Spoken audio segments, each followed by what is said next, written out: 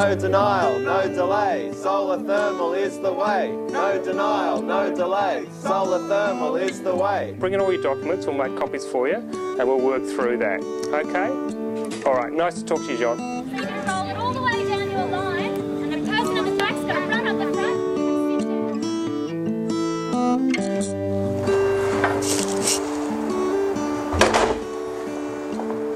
All right, let's go.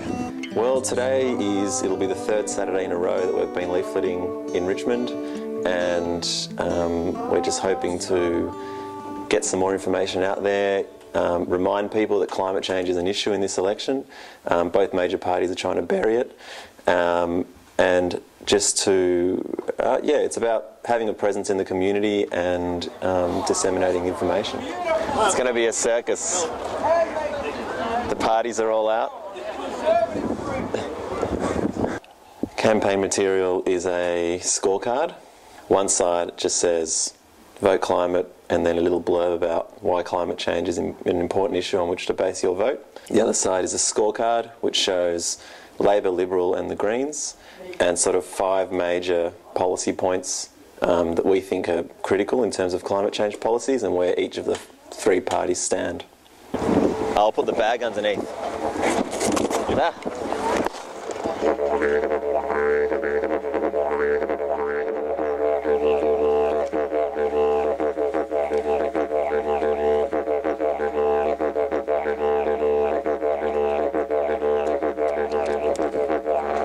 You don't reach everyone, but you're trying to reach sort of one person at a time, and you get a lot of people who are interested in what you're doing and interested in walk away reading the flyer, and some might look at the website, and it's not about convincing every single person, but it's about just that one person at a time, getting them to understand how important the issue is and how what they do is crucial in terms of getting somewhere and solving it. Well, look, we're a local group. We're called Yarra Climate Action now. Yep. And so what we've done is, together with some other local groups in the seat of Melbourne and outside, we've got a Vote Climate campaign, and we're non-partisan. Vote Climate is a politically non-partisan campaign, so we're rating the parties, I guess, with an independent eye. We're not afraid to show people what the truth about where the parties stand, but we're not affiliated with any particular party. So next election, if the parties have different policies, then we'll rate them differently. Good morning, Officer Maxine Moran. Andrew speaking. Working with Maxine has been great, but one of the things there is she's a cabinet minister now, and it's just been such a change because, from a backbencher then to a parliamentary secretary to a cabinet minister, it's a whole different ball game. Because here in the local office, a lot more responsibility really on me and on the others in the office here to just sort of keep everything going and to be in control of everything here and to be managing the whole show, because Maxine obviously can't be here all the time as a cabinet minister. So there's a lot of electronic interaction and a pretty heavy workload in this area, so it's a marginal seat, so where I was working all the time. Just keeping a track on any state government stories or anything that might be relevant to what we're doing, particularly with Maxine as a minister now. There's often stories about what she's doing as Minister for Children or Minister for Women's Affairs, so that's always in there. So we keep track of all that stuff, keep records of everything, and in the local papers too, we're always, working at getting some coverage in that. Yeah, it's a real juggling act actually, because there's all kinds of things going on at the same time, and you have to be able to just change hats and just juggle and keep it all, keep all the balls in the air at the same time. Because I'm managing the campaign, that is a really full-on job, and that's something that takes up a good part of, my working time. But there's a real crossover though, because that also involves just, interacting with people, writing out to community groups or schools or individuals, about issues, about policies, about anything that we're doing. But you'll then get, of course, random phone calls from people about, whatever kind of issues that they need direct help with, and you've got to, of course, switch tack to deal with them, and that's just It's actually really good. I really like that part of it because it's a one-on-one interaction where you're suddenly switching to actually talking to someone who's just come in the front door or is rung up and has got a problem that they need help with. And actually it's one of the more fulfilling parts of it, really, because you're actually just helping someone, you know, with their problem. So. All right, so I'm nearly ready. I'm just packing all my stuff to head off to the Garma Festival in the Northern Territory, which is a celebration of Indigenous culture, and there's a whole bunch of sort of cross-cultural learnings for young people, and there's an education theme to the conference this year. And it all came about because the Eastern Community Legal Centre has been lobbying really hard around human rights, and particularly a National Human Rights Act. But part of that is education, so we've got this workshop. So the Human Rights or Aussie Rules workshop is an interactive training session, and it's aimed at teaching children and young people about human rights through a kind of metaphor of sport and fair play. And there's 4 themes. We look at freedom, respect, equality and dignity, and we do an activity around each one.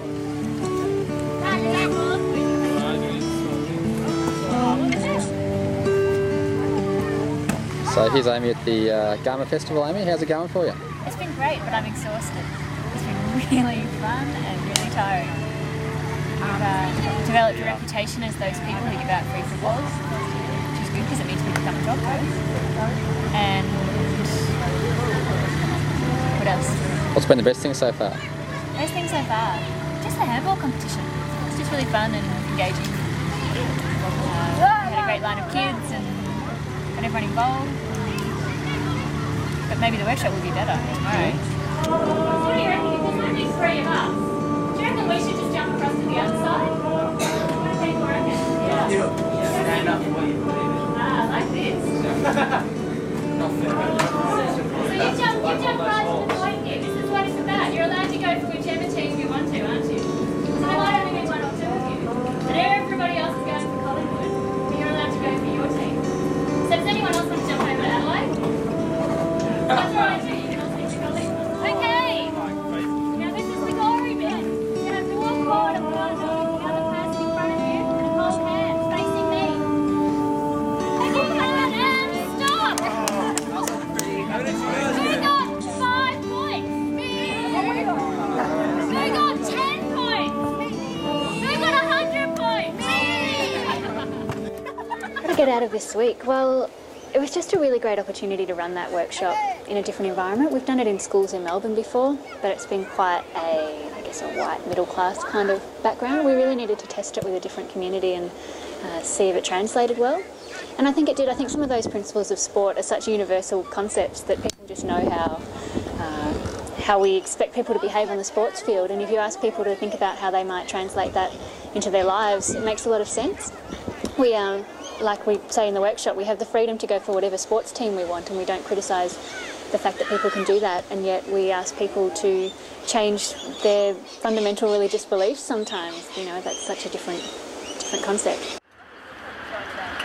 Melbourne is a critical seat because it's a Green Labor marginal, and so there's an actual choice between, you know, half-decent climate policies and atrocious climate policies, whereas in almost every other seat in the country, you've got a choice between Labor and Liberal, effectively, who's going to win the seat anyway, and that's a choice between really bad climate policies and really bad climate policies. So the seat of Melbourne is a key race because there's a real choice there in terms of climate change. No denial, no delay. Solar thermal is the way. No denial, no delay. I've always been interested in social justice issues. My family, I've come from a family of people who have always been interested in social justice issues. My grandfather was a Holocaust survivor, and he spent the rest of his life in anti-fascist campaigning and also doing a lot of social justice, and I was always very aware of his story from a very young age. And so I was always doing, you know, human rights stuff, and at uni I was doing fighting the slow privatisation of the higher education system under the Howard government. And as I started to learn more about climate change, I started to realise that if you cared about social justice, then you had to care about climate change, because climate change is turning into the biggest social injustice that humanity has ever seen. What the scientists are telling us very loud and clear, and what people like UN Secretary General Ban Ki-moon are saying, is that we have around about 5 to 10 years to turn this ship around, or we are running an unacceptable risk of climate change. So we've got a whole lot of pictures in here from local primary school students for the Waverley Art Competition, which is this primary school art competition we do each year. It's a huge amount of work, but it's really worthwhile because we have this big presentation day at Parliament coming up in a couple of weeks, and you know, you see the look on the kids' face and the families' faces and all that, and they are just absolutely rapt. So it's really good. It's a while ago actually, because really while I was at uni, and I was really passionate about politics then and had a real beamer bonnet about it, but I wasn't actually sort of actively involved. But I started volunteering and helping out, which is often the way, you know, in politics. And what actually got, in terms of motivation, what first got me into it really was just, it was really the Howard era, and around that time, and just I'd just be awake at night just gnashing my teeth with frustration, and it was really for the sake of my health as much as anything. I wanted to, you know, I sleep much better now, even though the workload means that, you know, I'm working hard, I still get better sleep. So that's, yeah, that's just one of the things that we do here, along with, you know, helping constituents and all that sort of thing, and we also get to judge art, so that's a bit of fun. Oh gosh, well I've always been interested in human rights. I guess it's that kind of feeling of fairness and what's unfair and wanting to address those things. So having worked as a social worker before, it's all about social justice and addressing that and creating social change. And now I've had the opportunity as part of this job to help facilitate those workshops and to be involved in the development of this program. And the idea of taking it to a remote community and really trying it out in that community really appealed to me, because we've run it here in Melbourne, and we run it in quite white middle class schools with kids who have a certain experience, and to take it somewhere else and see if what we're proposing is a bit more universal, and to see if it really does work as well as we hope, was a really great opportunity. I think people have progressively got more cynical about politics and about the whole process and about political parties. I think we all are familiar with that.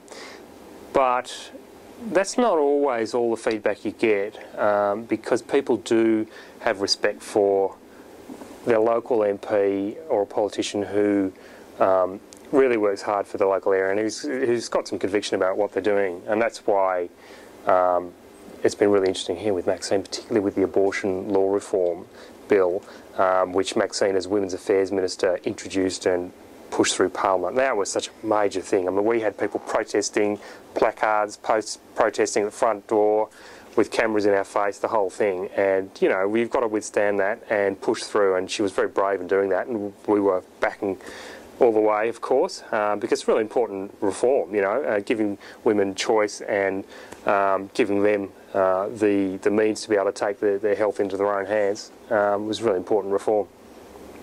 The Eastern Community Legal Centre's been doing a lot of lobbying around a National Human Rights Charter. That's something that's happening at a political level. But I think that the law, if it ever comes, is only going to be one branch of a broader policy about the kind of country that we want to live in. And I think that if you have a law, you also need to have an education policy, and you need to really embed the principles so that the community understands them and the community has the language that they need. So the workshop really is giving kids and young people the language of human rights and developing an understanding of those concepts of freedom and respect, equality and dignity in ways that they understand and in things that are relevant to them, so that we can then translate that and really embed a culture of human rights. We're talking about an issue that is pretty much the only issue, maybe apart from peak oil, which has the capacity to completely destroy our civilization. And it's not something I say lightly, but something that has the capacity to kill and impoverish hundreds of millions, if not billions of people. And yeah, something that I couldn't just stand by and allow to happen.